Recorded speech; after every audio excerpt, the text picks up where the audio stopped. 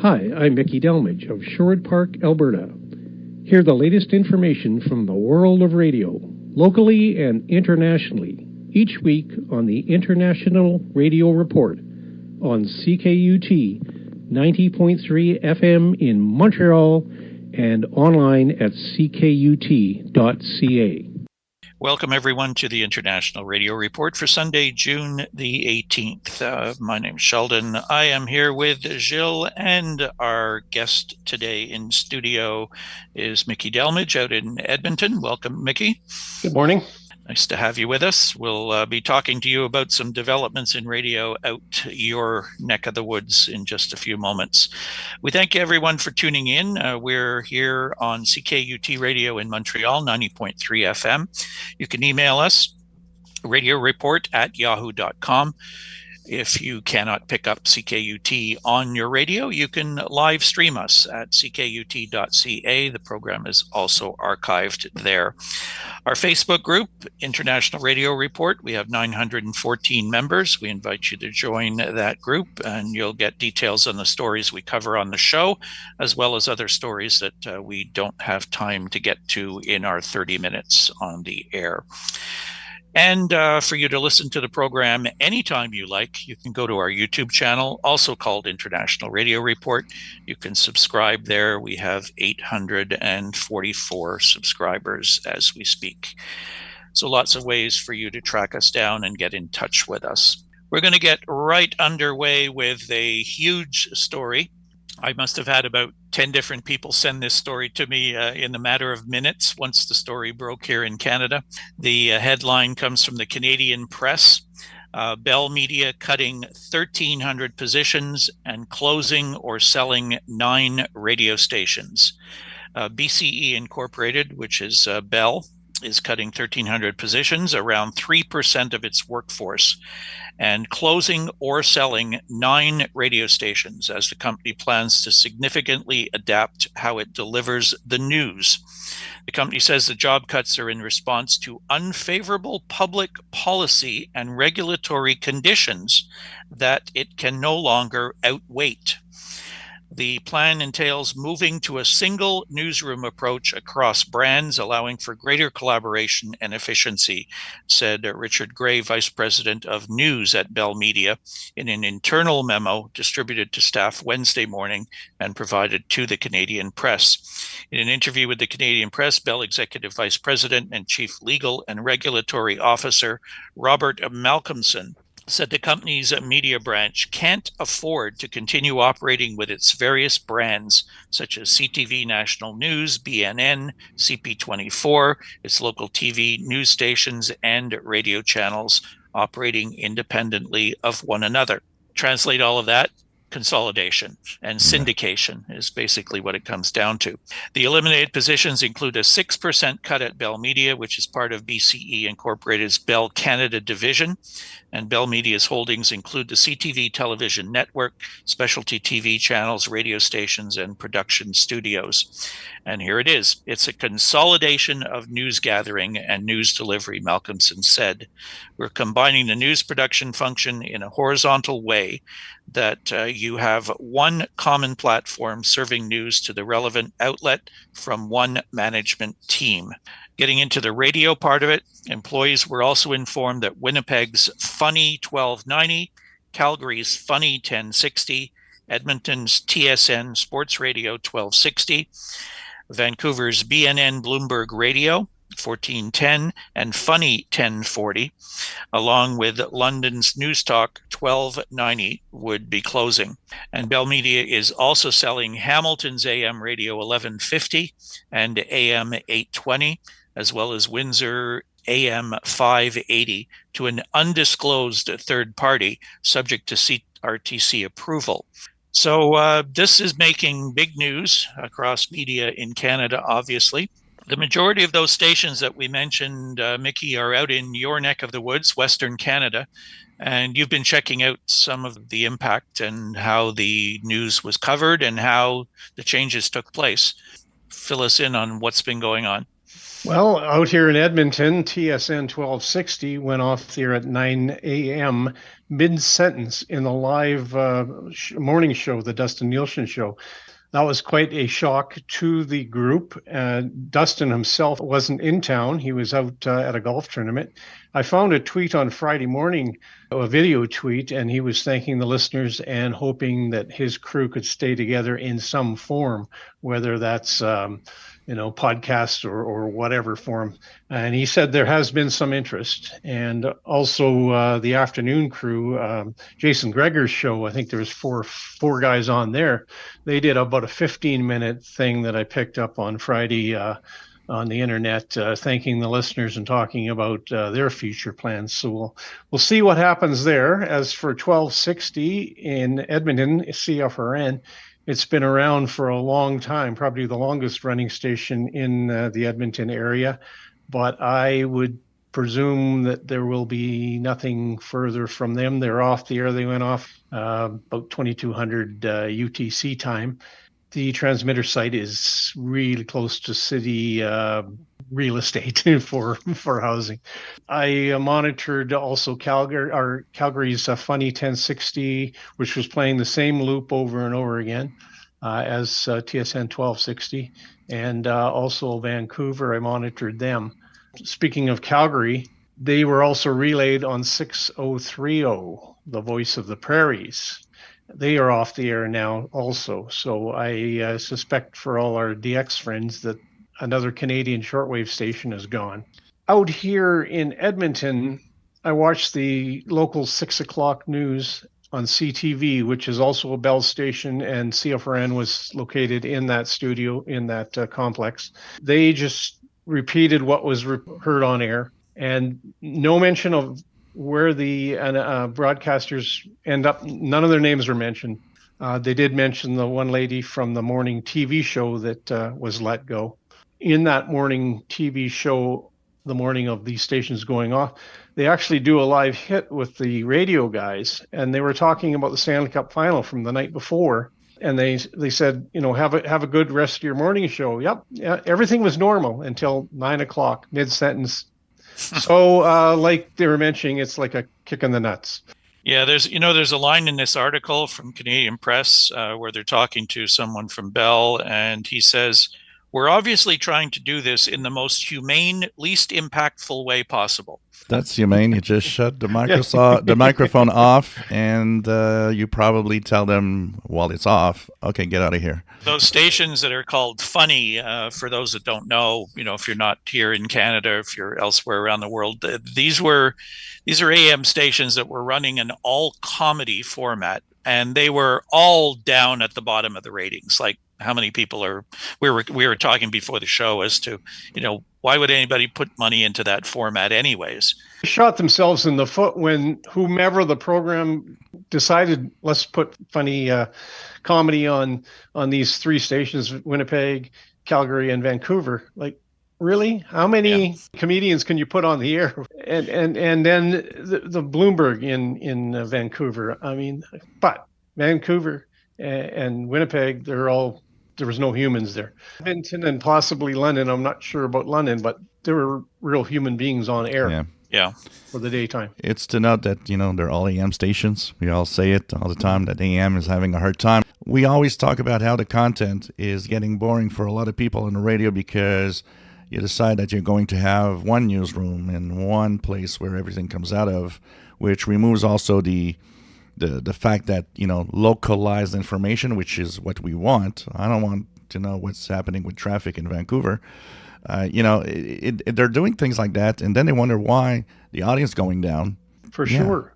We have a traffic station here in Edmonton, and when Sheldon and the guys were out here, I had to drive them to the airport at 5 a.m. Well, at 5 a.m., they weren't giving live traffic reports. They were telling us about what construction was going on in July and August and September. Yeah. That did us a real lot of good when we're driving to the airport at 5 a.m. on the freeway that was fairly packed. I mean, just like, really? Yeah, the sports stations are interesting, those disappearing because even though they don't have large audiences, they have very dedicated audiences. Very much so. I'm sure the guys here in Montreal at the Bell station, TSN Radio, are probably very nervous right now with what's been going on here. But, they have dedicated listeners.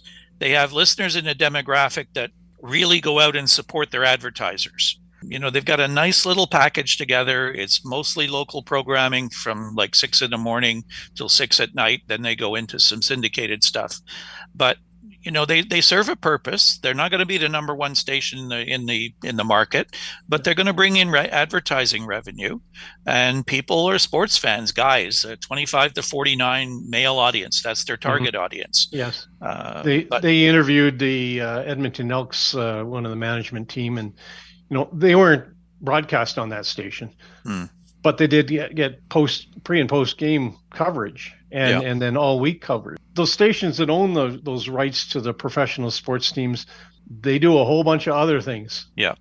All right. Well, we'll see what happens. I know the DX community is kind of interested in some of these stations disappearing because it's going to open up some radio frequencies where people might be able to pick up some different stations. Well, you mentioned traffic before. And Gilles, we have a story about Montreal's all-traffic radio station. Yeah, we have Quebec taxpayers that are continuing to subsidize a traffic radio station with $1.5 million a year. So this is by Steve Faggy of the Faxteen blog. Do you listen to Radio Circulation 7:30 a.m.? Maybe you should, because you're still paying for it.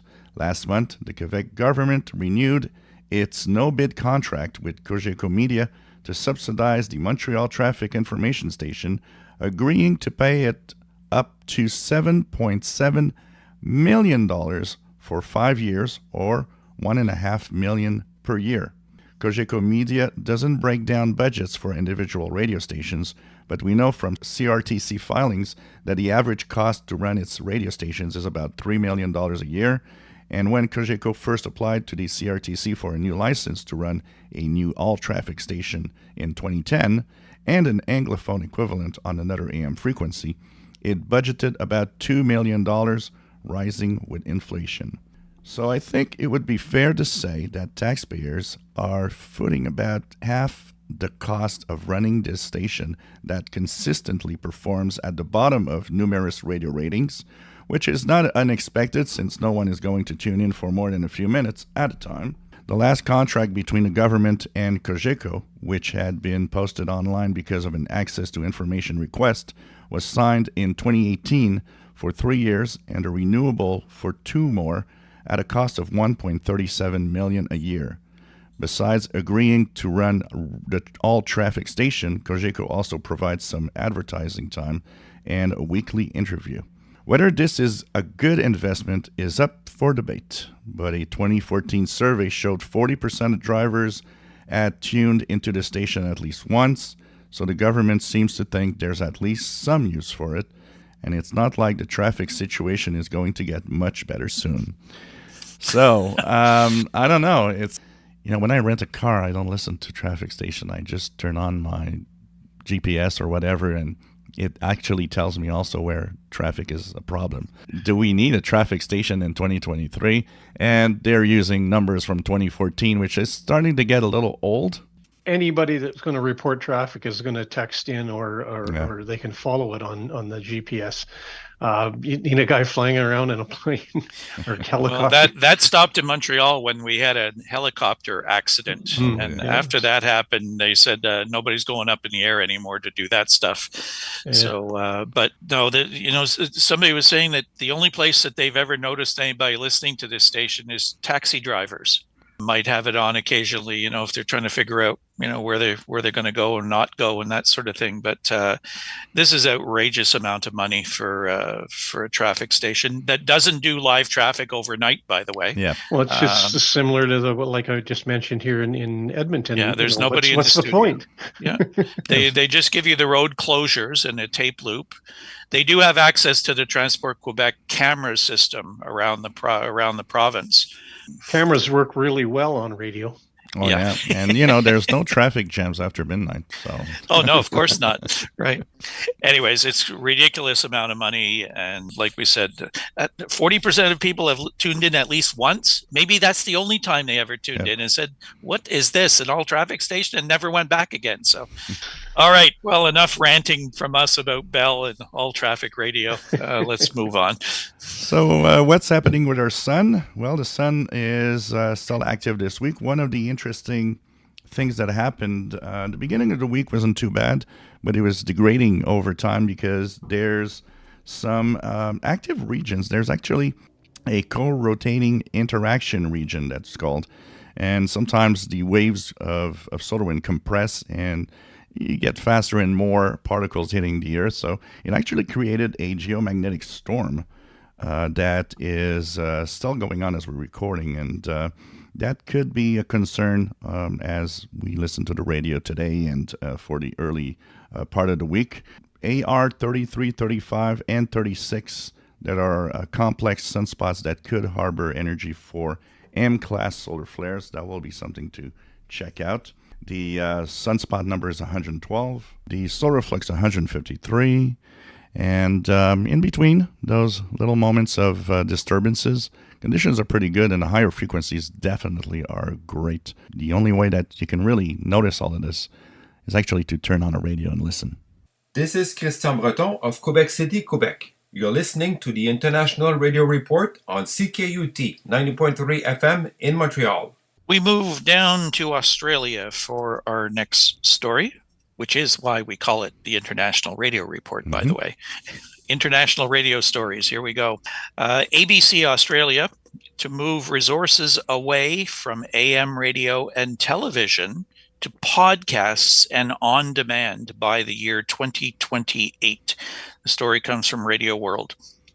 The ABC will undergo a significant transition towards digital transmission, reducing the resources invested in AM radio stations and programs and broadcast TV channels by 2028 and increase podcasts and on-demand programs instead. The ABC says it will continue to broadcast on AM and FM bands because some listeners, particularly elderly people, rely on them, but resources will be diverted towards digital delivery of all content. The public broadcaster's 5-year plan released on Friday stopped short of following the BBC's lead in planning to shut down its traditional television and radio broadcasts to be digital first.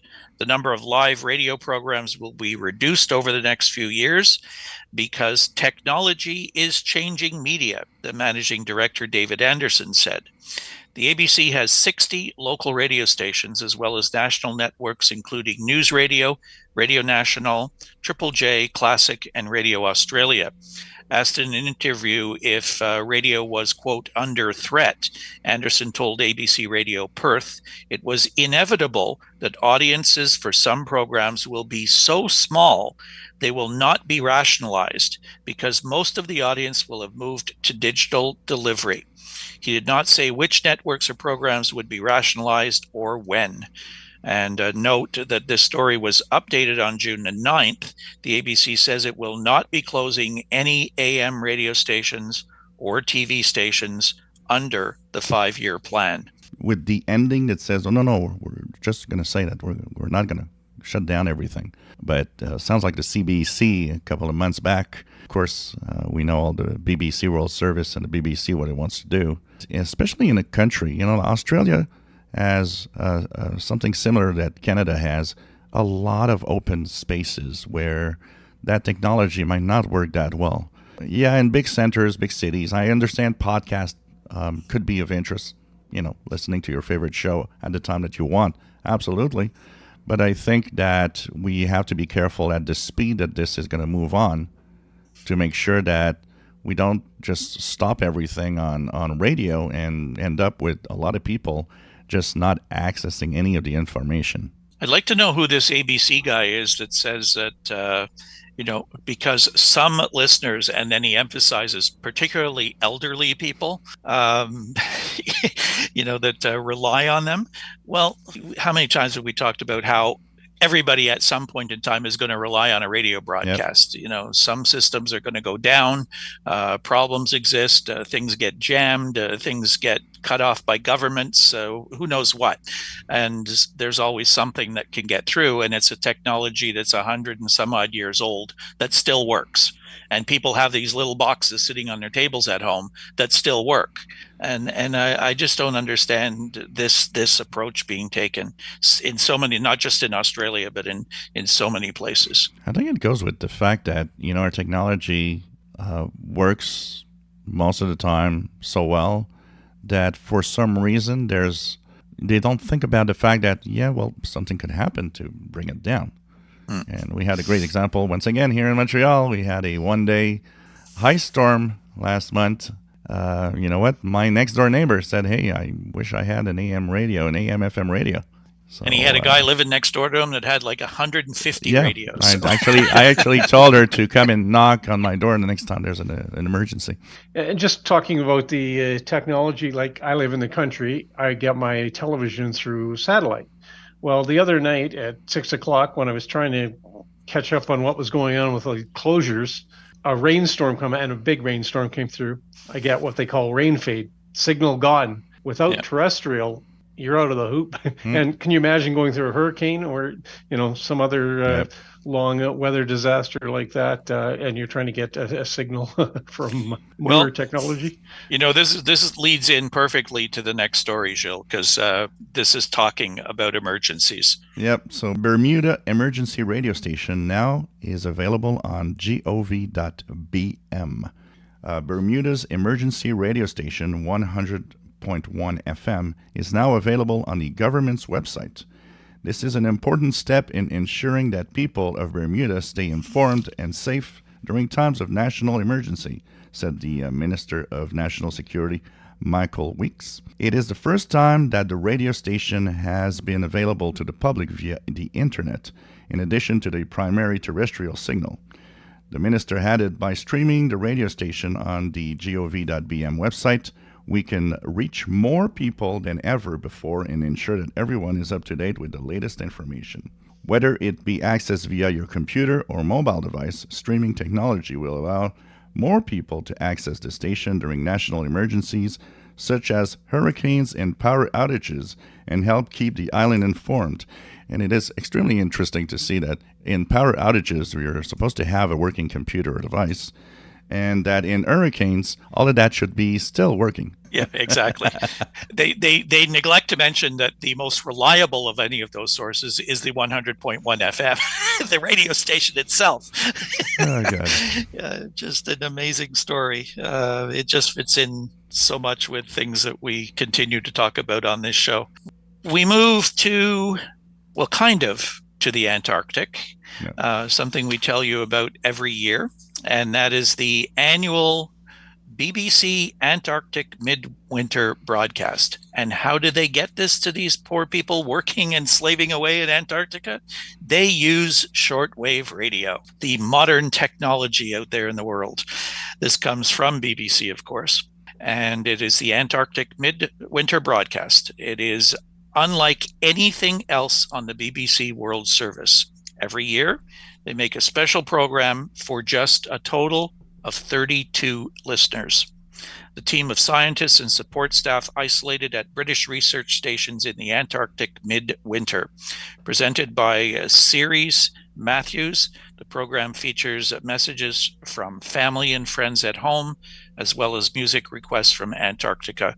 For decades, it has been a part of the traditional midwinter celebrations. Now, as we're recording, we don't have the exact frequencies that they will be using. They did some test transmissions to sort of test out the circuits and the frequencies this week. 3 frequencies that were used: 12,005 kilohertz, 13,810 kilohertz, and 7,255 kilohertz. Now, this airs once a year, 2130 to 2200 UTC. It is midwinter in Antarctica, total darkness, And apparently these people have one heck of a party on the midwinter day. And this special broadcast recognizes the work that they're doing and does get the messages from back home. So it is really something interesting to listen to. It's a unique broadcast. They do use shortwave for it, which is great. DXers around the world and shortwave listeners try to pick up this broadcast every single year. It's coming up. Be ready. It will be recorded and be available through numerous sources afterwards. But if you have a shortwave radio, you may want to give it a shot, see if you can hear it wherever you may be somewhere out there in the world. The BBC Midwinter broadcast is going to be on June 21st at 2132 UTC. And the possible frequencies to try for, we're not sure, 12005, 13810, and 7255 kilohertz. Lots of I love you, I miss you. Yeah. Oh, yeah. Yeah. And so the frequency is chosen, actually. There's a good chance it could be heard in North America. A few DXers, Richard Langley in New Brunswick was one that I was looking at to get these frequencies. So generally well heard out here, that's for sure. One frequency anyway. Yeah, you hear everything there. So yeah, that's true. Yeah. We've heard it here though in the Montreal area in years past. Again, not on necessarily on all of the frequencies, but at least one or two of them probably. So because we don't have the actual frequencies, as soon as we do have them, we'll get them up on our Facebook page. Yeah. Well, the horror, they should understand that it's not midwinter. It's only the first day of winter when this takes place. Yeah. Well, yeah, they call it the midwinter, but yeah. Anyways. They don't want to tell them, hey. You got a lot more darkness coming your way. But, hey, it's dark all the time. You get great radio signals. Oh, yeah. Absolutely. Yeah. Without the geomagnetic storms, though. That's true. You do get the effect of the polar conditions. So we have upcoming ham radio contests. Yeah, we have just two events to tell you about. Well, one of them is a big one. First off, though, His Majesty King of Spain contest. It's an SSB event, 1200 Zulu, June 24th to 1200 Zulu, June 25th. It's organized by the Union of Spanish Radio Aficionados. SSB is the mode, and it's 10 through 160 meters. There's the ARRL Field Day. That's a big one. 1800 Zulu, June 24th to 2100 Zulu, June 25th.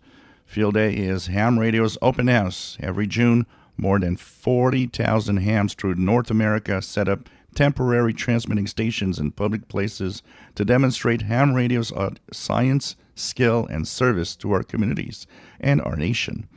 It combines public service, emergency preparedness, community outreach, and technical skills, all in a single event. Field Day has been an annual event since 1933 and remains the most popular event in ham radio. The objective is to contact as many stations as possible on 160 through 10 meters and also on 50 megahertz 6 meters, except the work bands, and to learn to operate in abnormal situations in less than optimal conditions. Field Day is open to all amateurs in the areas covered by the ARRL, RAC, our Radio Amateurs of Canada field organizations, and countries within IARU Region 2. DX stations residing in other regions may be contacted for credit, but are not eligible to submit entries. And any mode is supported. And of course, this is the ultimate experience in showing how amateur radio stations can actually adapt to emergency situations using radio. Check with your local amateur radio clubs as well, if you have some in your city or town. Many of them go out and set up field day stations out in the public so people can see how they work. So I know here in Montreal, there's a couple clubs that are setting up stations. So do check with your local organizations and see if there's something going on in your town. It is all about radio. It's radio. Yes, and like with Jill's in the studio this morning, he's wearing Back to the Future shirts. Yes. And I have my CKUT shirt on from CKUT Radio's Radiothon which we thanked everybody who contributed there as well. Anyways, that is going to do it for us. As far as we know right now, CKUT is not owned by Bell, so we will be staying on the air until further notice. They can't come and get us yet. So we thank you for tuning in. You can join us again next week and check out the program if you want to hear it again or any of our previous programs on our YouTube channel, International Radio Report. Thank you, Mickey, for joining us today. Thank you. Thanks for having me. And we'll see everybody again next Sunday. Have a great week, everybody. Bye-bye. Goodbye. We have news to share about changes to Funny 1060. As of 9 a.m. on June 14th, CKMX AM 1060 is off air. The realities of AM